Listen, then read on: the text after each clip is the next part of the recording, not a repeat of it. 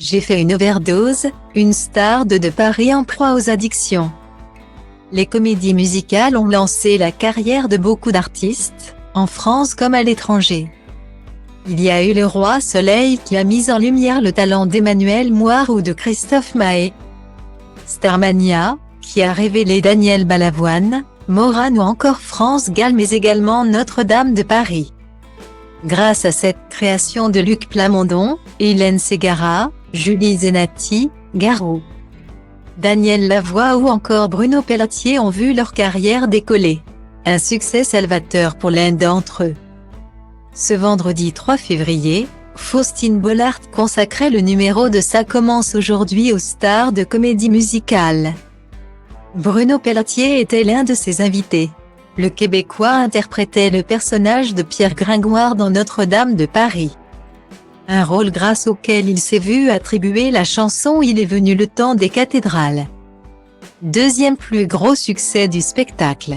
Cette consécration, Bruno Pelletier l'avait amplement méritée après avoir vécu des années de galère et être passé à 2 doigts de la mort. Sur le fauteuil face à la femme de Maxime Chatham, Bruno Pelletier a confié que s'il avait toujours eu la musique dans le sang.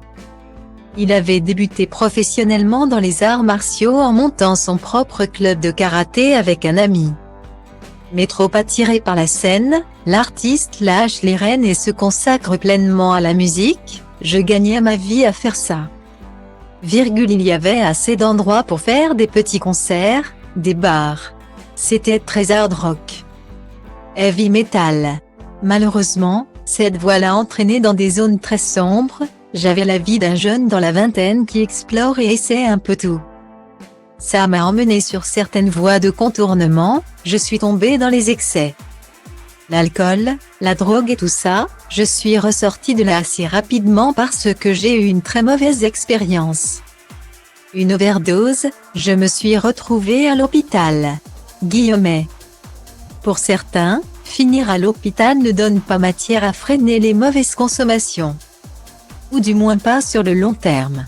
Bruno Pelletier a eu la chance de comprendre rapidement ce qui s'était joué pour lui. J'ai réalisé que si je voulais faire ça comme métier.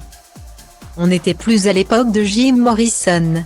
Il y a quand même un aura autour de ces artistes. Ils sont décédés très jeunes, ça a amené un mythe et on n'était plus là-dedans. Si j'avais envie de faire ce métier-là, il fallait que je sorte de ce rouage malsain.